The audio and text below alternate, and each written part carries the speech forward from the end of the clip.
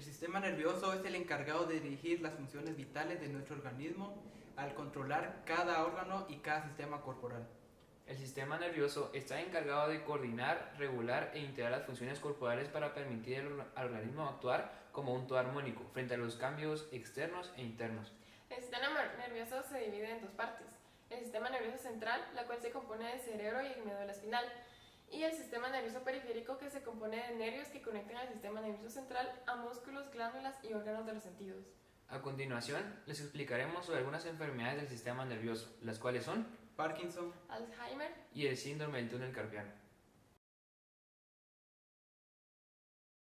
El Parkinson es un tipo de trastorno del movimiento que ocurre cuando las células nerviosas no producen suficiente cantidad de dopamina. El Parkinson es un proceso degenerativo de presentación esporádica. Se conoce también como mal de Parkinson, solamente Parkinson, parkinsonismo y parálisis con temblor. Los primeros indicios de la enfermedad lo encontramos en textos ayurvédicos indios que datan de 2500 a.C. En ellos se describen diferentes tipos de temblores, algunos asociados a parálisis. Esta enfermedad fue descrita por primera vez por James Parkinson en 1817. Los síntomas del Parkinson pueden ser temblores en las articulaciones, mandíbula y cara, rigidez en los brazos, las piernas y el tronco, lentitud de los movimientos, problemas de equilibrio y coordinación, rigidez muscular, alteración de la postura y el equilibrio, pérdida de los movimientos automáticos, cambios en el habla y cambios en la escritura. El Parkinson suele comenzar alrededor de los 60 años. Es más común en hombres que en mujeres. Ciertas neuronas en el cerebro se descomponen o mueren de manera gradual, produciendo pérdida de dopamina. Cuando este disminuye, la actividad cerebral se vuelve anormal, produciendo signos de la enfermedad de Parkinson. Se desconoce la causa de la enfermedad de Parkinson, pero varios factores parecen intervenir. Entre ellos pueden ser los genes, ya que las mutaciones genéticas específicas pueden causar la enfermedad. Estos son poco frecuentes, salvo en casos con muchos familiares afectados. Y el segundo, los desencadenantes ambientales, ya que la exposición a ciertas toxinas o factores ambientales pueden aumentar el riesgo de tener Parkinson. En Guatemala, aproximadamente la enfermedad de Parkinson se produce en un 15 y un 25% de los pacientes. El 15% de los casos de Parkinson se diagnostica en menores de 45 años. En el mundo, la Fundación para la Enfermedad de Parkinson en Estados Unidos afirma que mundialmente hay un poco más de 10 millones de personas diagnosticadas y que afecta a una media veces más a hombres que a mujeres. La Fundación Europea para la Enfermedad de Parkinson estima esta población en 6,3 millones. Afirma que 1,2 millones de personas tienen Parkinson en Europa. Aproximadamente 260.000 en Alemania, 200.000 en Italia, 150.000 en España, entre otros. El diagnóstico de la enfermedad de Parkinson es esencialmente clínico, como la analítica y la neuroimagen, que solo sirven para descartar el Parkinson secundario. No hay una prueba que pueda confirmar que tiene Parkinson. Se debe experimentar al menos 2 de las 4 principales síntomas motoras antes de que su médico la considere. Los antecedentes médicos son fundamentales, al igual que un examen físico. La enfermedad del Parkinson puede que se deriva de un neurólogo. El neurólogo hará que complete tareas que utilicen su sistema nervioso, como el equilibrio, el tono muscular, la marcha y la agilidad. También puede hacer pruebas de detección por imágenes, como una tomografía computarizada, para descartar otras afecciones. No existe una cura para la enfermedad de Parkinson. Los medicamentos pueden ayudar a controlar los síntomas. A menudo se producen muy buenos resultados, especialmente en las etapas tempranas de la enfermedad. El medicamento más usado para tratar el Parkinson es la levodopa-carbidopa. Esto ayuda a aumentar la cantidad de dopamina en el cerebro. Otros que también ayudan pueden ser los agonistas dopaminérgicos o anticolinérgicos. Actualmente se puede dividir el tratamiento de Parkinson en 4 categorías, las cuales son preventiva o neuroprotección, sintomática, cirugía y restaurativa. Por último, aproximadamente un 10% se consideran hereditarias, un 5% pueden tener origen ambiental, pero el 85% se desconoce su origen. Alrededor de los 55 años empieza la enfermedad. La mayoría de los enfermos tienen entre 50 y 80 años. Su curso es progresivo y el proceso aumenta la mortalidad. El futuro de la enfermedad pasa por el mayor conocimiento de su etiopatogenia para mejorar los tratamientos actuales y avanzar en el desarrollo de nuevos enfoques terapéuticos. ¿Qué es el Alzheimer? Esta es una enfermedad que suele aparecer aproximadamente a los 65 años, la cual afecta a la corteza cerebral y otras estructuras. Esto conlleva que la persona que padece esta enfermedad sufra varios cambios como conductuales y trastornos en sus funciones cognitivas como la memoria. Alois Alzheimer fue el primer médico que describió cada anormalidad que caracteriza esta enfermedad en el año 1901 por una mujer que tenía 51 años de edad. Al estudiar su cerebro, el doctor encontró un número disminuido de neuronas en la corteza cerebral con cúmulos de proteínas y unos filamentos neurofibrales en el citoplasma de las neuronas. Síntomas. En esta enfermedad se divide en 3 etapas. Está la etapa leve, la cual suelen ser lentos en su habla y en su comprensión. Experimentan cambios leves de pérdida de memoria y de su estado de ánimo. Y pierden energía. En la etapa moderada, tiene dificultad para reconocer la fecha, la hora y el lugar. Pueden inventar nuevas palabras a medida que pierden su vocabulario viejo. No pueden reconocer rostros familiares antes conocidos. En la etapa grave, las personas con Alzheimer pueden recordar el pasado distante y a la vez tener dificultad para recordar hechos recientes. Tienen dificultad para reconocer la fecha, la hora y el lugar. Pueden inventar nuevas palabras a medida que pierden su vocabulario viejo y no pueden reconocer rostros familiares antes conocidos. Algunas causas por la aparición de esta enfermedad es la influencia genética. Hay 2 genes que influyen. Una de ellas es el gen de riesgo. Esta aumenta la probabilidad de desarrollar una enfermedad y el gen determinista garantiza que cualquier persona que los heredera desarrollará el trastorno. Con la edad, pues la mayoría de las personas con esta enfermedad tiene 65 años o más. El sexo. Existe un mayor porcentaje de mujeres que presentan esta enfermedad.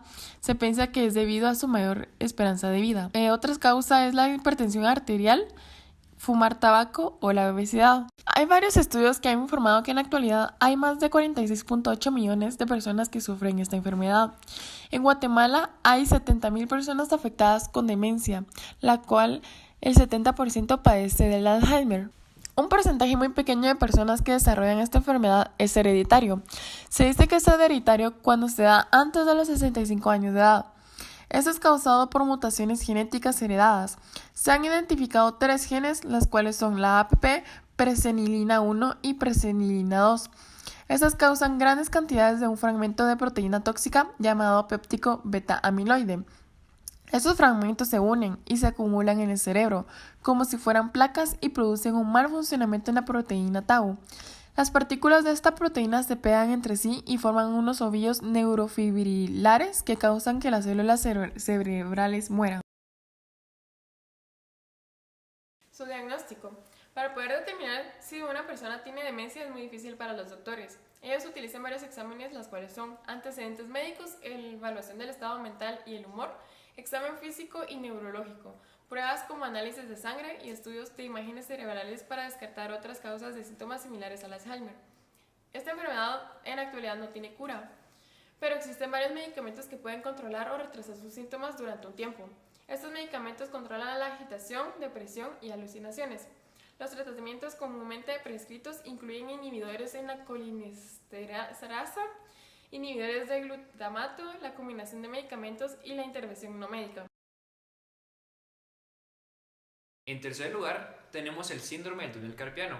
¿Qué es el síndrome del túnel carpiano? El síndrome del túnel carpiano se produce cuando el nervio mediano que va desde el antebrazo hacia la mano se comprime o se aprieta en la muñeca. El nervio mediano, con todas las sensaciones del lado palmar del pulgar y los dedos, al igual que impulsos a algunos músculos pequeños en la mano que permiten que se muevan los dedos y el pulgar. ¿Qué nombre recibe este síndrome? ¿Está la neuropatía mediana en la muñeca? y comúnmente como síndrome del túnel carpiano. ¿Qué historia tiene el síndrome del túnel carpiano? Fue descrito inicialmente por Bayet en 1854, junto con Putnam, que hizo una contribución al respecto. La primera descripción con una correlación anatómica fue realizada por Pierre Marey y Charles Foix en el año 1913. Fue hasta 1932 que se realizó la primera liberación quirúrgica del túnel del carpo por Lermont.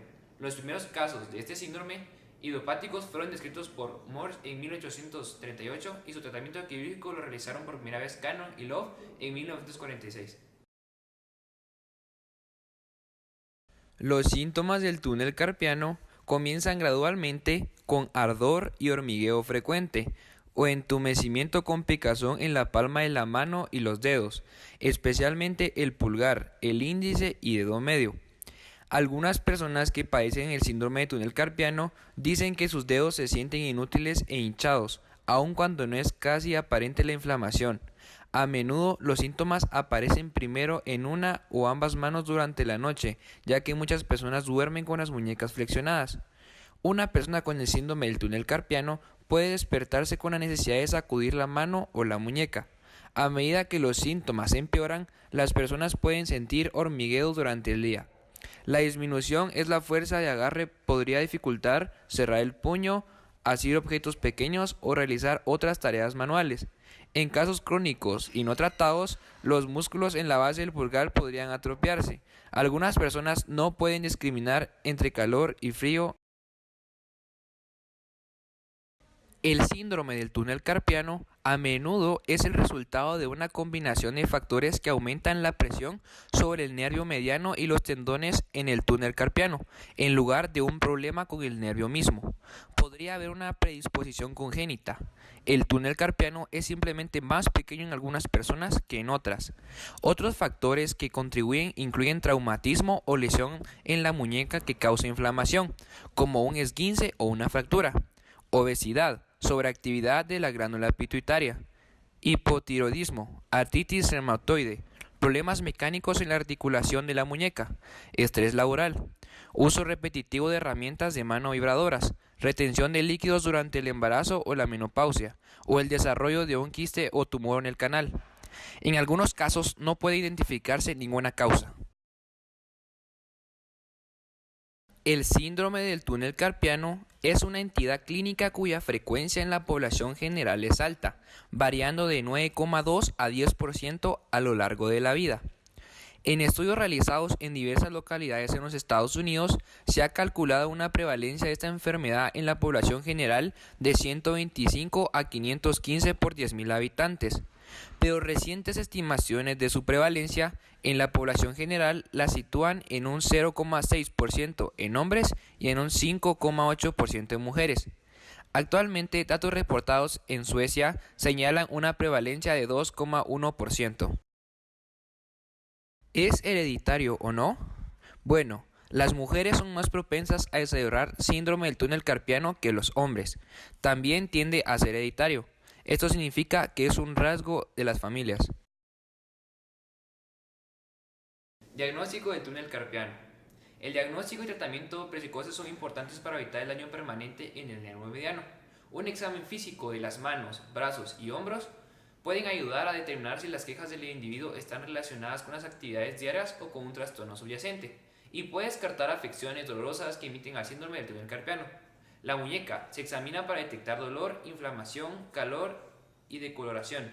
Debe probarse la sensación de cada dedo y los músculos en la base de la mano deben examinarse para evaluar la fuerza y los signos de atrofia. Los médicos pueden usar pruebas específicas para intentar producir los síntomas del síndrome del túnel carpiano. Existen pruebas, una de ellas es Tinel. El médico golpetea o presiona sobre el nervio mediano en la muñeca de la persona. La prueba es positiva cuando se produce hormigueo en los dedos o una sensación parecida a un shock. La prueba de Palem o de flexión de la muñeca implica hacer que la persona sostenga sus antebrazos verticales apuntando los dedos hacia abajo y presionando junto con los dorsos de las manos. Y a menudo es necesario confirmar el diagnóstico usando pruebas de electrodiagnóstico. Los tratamientos para el síndrome del túnel carpiano deben comenzar lo antes posible, según las indicaciones del médico. Generalmente, el tratamiento inicial implica descansar la mano y la muñeca afectadas durante al menos 2 semanas, evitando actividades que puedan empeorar los síntomas e inmovilizando la muñeca con una tablilla para evitar mayor daño al girarla o doblarla. Si hay inflamación, aplicar una bolsa de hielo puede ayudar a reducir la hinchazón. Existen tratamientos no quirúrgicos, lo que son los medicamentos. Diversos medicamentos pueden aliviar el dolor y la inflamación asociados con el síndrome del túnel carpiano. También encontramos el ejercicio. Los ejercicios de estiramiento y fortalecimiento pueden ser útiles en las personas cuyos síntomas han disminuido o terminado. Por último tenemos las cirugías. Se recomienda la cirugía si los síntomas duran por 6 meses o si hay evidencia de daño muscular en casos graves del síndrome del túnel carpiano. La cirugía implica cortar la banda de tejido alrededor de la muñeca para reducir la presión sobre el nervio mediano. La cirugía se realiza bajo anestesia local y no requiere de una estadía nocturna en el hospital. Estas son algunas de muchas enfermedades que el sistema nervioso puede sufrir. Espero les haya gustado el video y hayan aprendido mucho. Los presentadores son Verónica Oliva. Arturo Cruz. y su persona David Méndez.